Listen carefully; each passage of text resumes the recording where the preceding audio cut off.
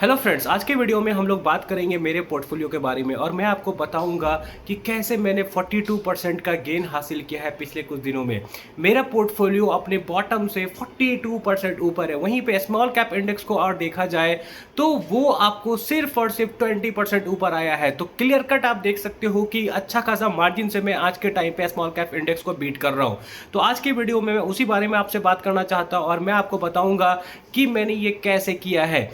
और वो कैसे किया है उसका नाम है magic combination of low PE and high growth stocks. तो मैंने ऐसे स्टॉक्स को चुना जिसका पी आज के टाइम पे बहुत लो है, जो कि फ्यूचरिस्टिक बिजनेस में है और जिसमें ग्रोथ भी अच्छा खासा है फ्यूचर में। दिस इज वाई मैं ये कर पाया हूँ आज के टाइम पे। ठीक है, तो सबसे पहले मैं आपको एक बहुत इंपॉर्टेंट बात बताता हूँ कि मेरा एक टाइम पे जो सबसे टॉप 3 होल्डिंग हुआ करता था। Actually most of my subscriber already know it about my top 3 holding, जो आज से 3-4 महीने पहले हुआ करता था। वो था आपको Oriana Power, Alpex Solar and Advait Energy. ठीक है, ये 3 मेरा आपको टॉप होल्डिंग हुआ करता था। Alpex was number 1, second was Advait and third was आपको ओरियाना। लेकिन ये आज के टाइम पे चेंज हो गया है क्योंकि 2 पीछे वाले स्टॉक्स आए और ओरियाना और अद्वैत को ओवरटेक कर लिया है रिसेंटली। सो बेसिकली क्या हुआ, वन ऑफ माई स्टॉक्स लगभग आपको 150% ऊपर है उसके बॉटम से एंड सेकेंड इज लगभग 80% ऊपर है अपने बॉटम से। तो इस वजह से क्या हुआ कि आज के टाइम पे मेरा टॉप 3 होल्डिंग चेंज हो गया है। अल्पेक्स भले ही अभी भी है लेकिन ओरियाना और अद्वैत वहां से निकल चुका है। तो सीन क्या है कि मैं आपको बताता हूं मैंने क्या किया। मैंने लो पीई और हाई ग्रोथ वाले स्टॉक को खरीदा। मैं एक एक स्टॉक के बारे में आपको बताऊंगा धीरे धीरे। तो सबसे पहले समझो कि मैंने अल्पेक्स को क्यों खरीदा था। Why Alpex was one of the good bet according to me. Simple सा भाषा में समझो कि अल्पेक्स आज के टाइम पे एक सोलर मॉड्यूल बनाने वाली कंपनी है और उसके अलावा वो एल्युमिनियम फ्रेम भी बनाती है। लेकिन आज के टाइम पे वो अपना सोलर सेल्स खुद नहीं बनाती है, जिसकी वजह से आज उनका एबिटा मार्जिन आपको कम दिखेगा, 14-15% के आसपास। ठीक है, लेकिन फ्यूचर में जब अपना वो सोलर सेल्स खुद बनाएंगे तो उनका मार्जिन एक्सपेंशन होने वाला है। मैं लोगों को यही बोलता कि वेबसोल जहां पे एक कंपनी है जिनका मार्जिन डिक्लाइन होने वाला है, अल्पेक्स जैसी कंपनी, विक्रम जैसे सोलर जैसी कंपनी, उनका आपको मार्जिन आपको ऊपर जाने वाला है। तो खुद आप सोचो कि अगर मान लो अल्पेक्स भी 70-80% से ग्रो करे, वेबसोल भी आपको 70-80% से ग्रो करे, तो एक्चुअली में प्रॉफिट किसका ज्यादा तेजी से बढ़ेगा। And not only that, Alpex अगर आप देखा जाए तो उसका कंपेरिजन में, वेबसोल का कंपेरिजन में इतना आपको नीचे से ऊपर आने के बावजूद भी आज आपके बहुत ही अच्छे वैल्यूएशन पे ट्रेड कर रही है। और हाँ, एक चीज बता दो, अल्पेक्स अपने बॉटम से 60% ऊपर है और ये उतना गिरा भी नहीं था रिसेंट फॉल में। इसका लगभग 900 से 600 तक गया था। आई थिंक 30% होता है, गिरा था ये 30%, लेकिन वहां से ये 60% ऊपर आ चुका है। और मुझे लगता है शायद ये अल्पेक्स का भी स्टार्ट ही है। देखो आगे क्या होता है, मे बी Q4 के रिजल्ट के बाद बहुत कुछ क्लियर होगा। तो अद्वैत 60% ऊपर आ चुका है, सॉरी अल्पेक्स सोलर आपको 60% ऊपर आ चुका है। ओरियाना पावर मुझे बहुत सरप्राइजिंग लगा। मैंने कुछ ही देर पहले ओरियाना पावर का चार्ट चेक किया, जब वीडियो बनाने वाला था मैं, तो मैंने देखा ओरियाना पावर अपने बॉटम से 40% ऊपर आ चुकी है। मुझे रियली में पता ही नहीं था कि 40% अपने बॉटम से ऊपर आ चुकी है, क्योंकि फील ही नहीं हुआ। जैसे अल्पेक्स में ना फील हुआ, अद्वैत में फील हुआ। किसी किसी दिन 10-10, 12-12% अद्वैत भागता था। अद्वैत भी अपने बॉटम से ठीक ठाक ऊपर है, ओरियाना पावर भी 40% ऊपर है, अल्पेक्स भी आपको 60% ऊपर है। लेकिन ओरियाना पावर में मुझे फील ही नहीं हुआ कि कब ये 40% ऊपर हो गया है। ओरियाना पावर का भी क्या सीन था, ओरियाना पावर का भी सेम सीन था। ओरियाना पावर आपको हाई ग्रोथ सेक्टर में है। हाई ग्रोथ सेक्टर में आप लोग सोलर एपीसी का काम करते हैं, उसके अलावा ये लोग आईपीपी भी करेंगे, बेस में भी जा रहे हैं, सीसीयूएस करके एक टेक्नोलॉजी है वहां पे भी काम करेंगे ये लोग। एंड उसके अलावा जो बहुत इंपॉर्टेंट है वो green hydrogen and green ammonia. It is future of our company. हमारे देश में ग्रीन हाइड्रोजन खुद का बनना है और ग्रीन हाइड्रोजन को इलेक्ट्रोलाइजर एंड फ्यूल सेल का यूज करके आपको गाड़ी वगैरह में चलेगा, एट शिपिंग इंडस्ट्री में तो यूज होगा। उसके अलावा आपको ग्रीन अमोनिया भी एज ए फर्टिलाइजर का रिप्लेसमेंट देखा जा रहा है and it's getting cheaper day by day. So जो एक्चुअल अमोनिया है, ग्रे अमोनिया, उसको सब्स्टिट्यूट किया जाएगा बहुत जल्दी ग्रीन अमोनिया के using. And they won good contract, 3000 crore का उनको कॉन्ट्रैक्ट मिला था रिसेंटली। तो ओरियाना पावर भी एक अच्छी कंपनी ट्रैक करने के लिए already record 40% from bottom. Alpex आपको 60% ऊपर है एंड अद्वैत भी आपको एक फ्यूचरिस्टिक कंपनी है। मैं बाकी शेयर होल्डिंग के बारे में डिस्कस नहीं करूंगा क्योंकि I prefer not disclosing my company, ठीक है। मैंने टॉप 3 ऑलरेडी बहुत बार बता चुका है आप तीनों को, आप लोगों को, लेकिन उसके अलावा मैं नहीं बताना चाहता क्योंकि मैं नहीं चाहता हूं कि लोग एसएमई में अपने पोजीशन को बढ़ाएं। ज़्यादातर रिटेल इन्वेस्टर को उतना आता नहीं आज के टाइम पे and SMEs are risky, that's why I don't want कि वो लोग एसएमई में अपना एलोकेशन बढ़ाएं, that's why I am not disclosing my portfolio. But आप लोग समझदार होंगे तो समझ जाओगे, मैं थोड़ा बहुत आपको हिंट दे दूंगा। जैसे one of my company is wire and cable company, जिसमें रिसेंटली 80% का गेन आया है पिछले 1-1.5 महीने में। जाके सर्च करो कौन सी कंपनी है, मेरे कमेंट पे मत लिखना बस, ठीक है। मैं आपको हिंट दे रहा हूँ, वन ऑफ द कंपनी जो कि मेरे टॉप 5 में भी नहीं हुआ करती थी, लेकिन रिसेंटली ठीक ठाक गेन हुआ है and it came in my top 3। सो ये सीन है। और मैं आपको एक चीज बताता हूं, मैं अपने पोर्टफोलियो में ज्यादातर जो कंपनी को होल्ड करता हूं उनका पी रेशियो आपको 20 से नीचे है। 1-2 एक्सेप्शन है, जैसे एक एक्सेप्शन है जिसका पी रेशियो 90 है। पर आप सोचोगे सर आप इतने हाई पी वाले कंपनी को क्यों रखे हुए पोर्टफोलियो में? देखो मैं सिर्फ पी रेशियो नहीं देखता हूं, मैं पेग रेशियो भी देखता हूं। और जब मैंने इस कंपनी का पेग रेशियो कैलकुलेट किया था तो मुझे ये पता चला कि ये कंपनी का पेग रेशियो 0.7 0.8 होता है। क्यों? क्योंकि I am expecting this company to compound very fast. 100 के CAGR से ज़्यादा मैं इसके ग्रोथ को एक्सपेक्ट कर रहा हूँ, मल्टीफोल्ड ग्रोथ एक्सपेक्ट कर रहा हूँ। और ये कंपनी भले ही आज के टाइम पे 40 के पी पे है, लेकिन मेरा एक्सपेक्टेशन 90 के पी पे है, लेकिन मेरा एक्सपेक्टेशन जैसे ही H2 का रिजल्ट आएगा इसका पी आपको 50 पे ड्रॉप होगा एंड जैसे ही अगला H1 का रिजल्ट आएगा इसका पी आपको 35-40 के आसपास ड्रॉप हो जाएगा। तो इसका मतलब क्या है, इस कंपनी में अगले 7 महीना में एटलीस्ट 2-3x का पोटेंशियल है जिस हिसाब से इसका CAGR है। लेकिन एक सबसे बड़ा इंपॉर्टेंट पैरामीटर यहाँ क्या है, मार्केट अच्छा रहना चाहिए।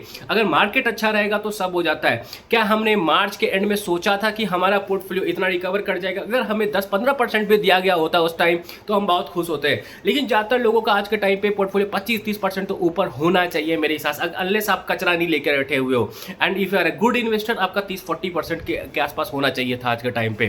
क्योंकि बात यह है कि स्टॉक्स लेवल पे ज़्यादा तेजी आया हुआ है कंपेयर टू आपको पोर्टफोलियो इंडेक्स लेवल। जैसे हुआ ना, जब गिर रहा था तो स्टॉक्स ज़्यादा गिरा है कंपेयर टू इंडेक्स, अब ऊपर जा रहा है तो स्टॉक्स ज़्यादा ऊपर जा रहा है कंपेयर टू इंडेक्स। अगर आप अच्छे स्टॉक्स को रखे हुए होंगे तो आपका पोर्टफोलियो ठीक ठाक 30-40% तो रिकवर करना चाहिए इस बीच। तो यहाँ पे सीन क्या है, देखो मैंने क्या किया, ज़्यादातर कंपनी से अल्पेक्स को लिया। अल्पेक्स का पी रेशियो आज के टाइम पे 14 है और अल्पेक्स अगर मान लो अगला साल अपने रेवेन्यू को बस 50-60% से बढ़ा ले और उसका एबिटा मार्जिन आपको जैसे आज 15% है, 27-28% भी हो जाए तो उनका प्रॉफिट 3x हो जाएगा FY26 ओवर FY27। तो उसका फॉरवर्ड पी कितने का रहेगा? 4 का रहेगा। तो this is why I took this calculated bet. Whereas अगर वेबसॉल का देखो, वेबसॉल का भले रेवेन्यू डबल ट्रिपल कर ले लेकिन उनका आपको पैट डबल ट्रिपल नहीं होगा क्योंकि उनका मार्जिन कंप्रेस हो रहा है। जाके देखो लास्ट क्वार्टर का मार्जिन उनका कितना था, उससे पहले कितना था, आई थिंक 40-45 के पास था लास्ट क्वार्टर और डिक्रीज किया इस क्वार्टर तो उनका 38-39 के आसपास आ चुका है। जाके नंबर एक बार चेक कर लेना, एग्जैक्ट मुझे याद नहीं है, ठीक है। बेसिकली मेरा बोलने का मतलब यही है कि ऑन द अदर हैंड वेबसॉल का आपको मार्जिन गिर रहा है और यहाँ पे अल्पेक्स का बढ़ेगा। आप सोच रहे हो कि अल्पेक्स बहुत छोटी कंपनी, उसके पास सोलर सेल नहीं है, पर वो देखो तो कौन है, कौन उनके हेड्स हैं। उनके हेड्स आपको इस्मा के बड़े बड़े लोग हैं।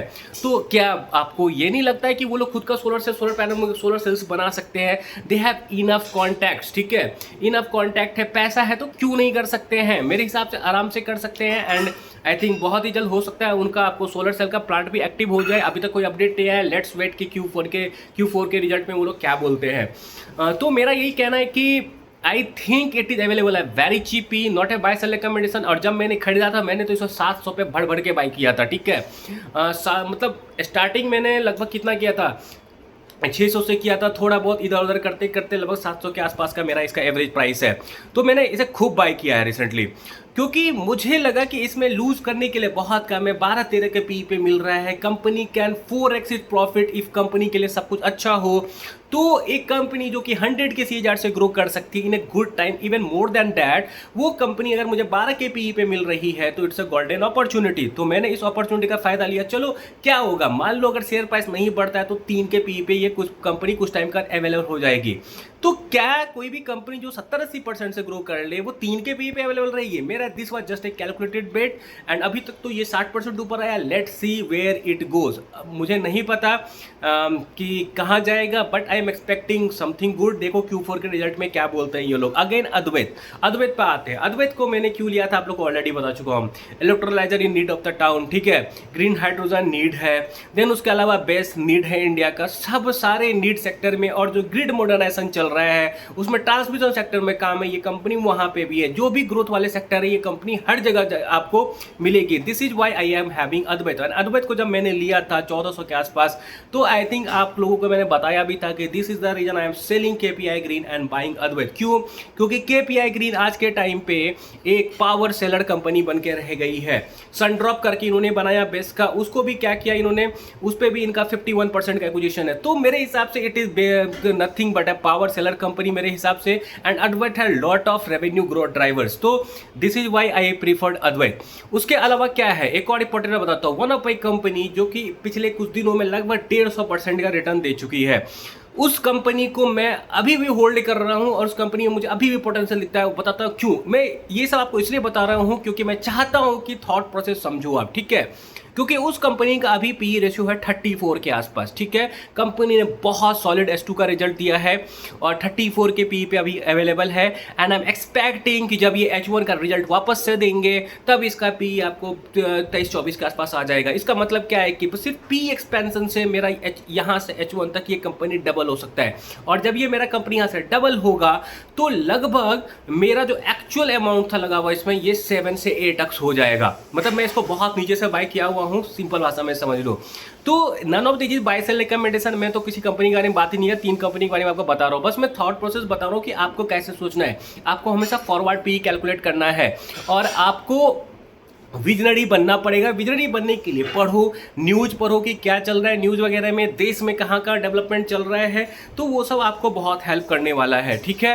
आई होप कि आपको समझ में आया हो। एंड थिंग है ना कि इट इज़ नॉट इम्पॉसिबल, आपको बस सतर्क रहना पड़ेगा, थोड़ा मेहनत करना पड़ेगा। इट इज़ नॉट इम्पॉसिबल, और मार्केट अच्छा रहेगा तो आई एम होपिंग कि मेरा जो एक्चुअल स्टॉक का पोर्टफोलियो है ना, इट इज़ ऑलरेडी, भले ये 40% भागा है, लेकिन दीज आर आज के टाइम पे भी फॉरवर्ड पी सबका बहुत लो है। तो फॉरवर्ड पी सिर्फ मैं H2 का फॉरवर्ड पी का बात कर रहा हूँ, H1 नेक्स्ट ईयर का बात ही नहीं कर रहा हूँ। मुझे जब H2 का इनका फॉरवर्ड पी निकालता हूँ तो बहुत सस्ते लगते हैं ये सब। This is why I prefer low PE and high growth, क्योंकि मेरे को पता है जब ये मार्केट अच्छा होगा ना तो ये लो पीई हाई ग्रोथ वाले ज़्यादा भागेंगे। लो पीई एंड हाई ग्रोथ का कॉम्बिनेशन ही आपको बड़ा बड़ा मल्टी बैगर बनता है। एग्जाम्पल देख लो, न्यूजेन देख लो, ठीक है, स्काई गोल्ड देख लो जो पास्ट में बना, मैं ऑलरेडी इस पर वीडियो बना चुका हूँ। कल्याण ज्वेलर्स, सब जब ये मल्टी बैगर बने हैं, इनका पी भी एक्सपैंड हुआ है और उसके साथ साथ इनका प्रॉफिट भी एक्सपैंड हुआ है। दैट क्रिएटेड 15 बैगर 10 बैगर, ऐसे बनता है 15 बैगर 10 बैगर। अगर आप यहाँ पे सिर्फ ऐसी कंपनी को ले लो जिसमें ग्रोथ बहुत ज्यादा है, तो सिर्फ ग्रोथ के दम पे मल्टी बैगर 10-10 बैगर नहीं बनता है। आपको लो पीई पे हाई ग्रोथ लेना पड़ेगा, और वैसा कब अपॉर्चुनिटी मिलता है, वैसा तब ज्यादा अपॉर्चुनिटी मिलता है जो कि रिसेंट हुआ था क्रैश में। ऐसे क्रैश का जिसने भी फायदा उठाया होगा, हो सकता है they will be very happy after 2-3 years। So that's all. I hope you got my message. अगर आपको पसंद लगा हो तो प्लीज लाइक से सब्सक्राइब कर देना, एंड थैंक्स एंड सब बाय।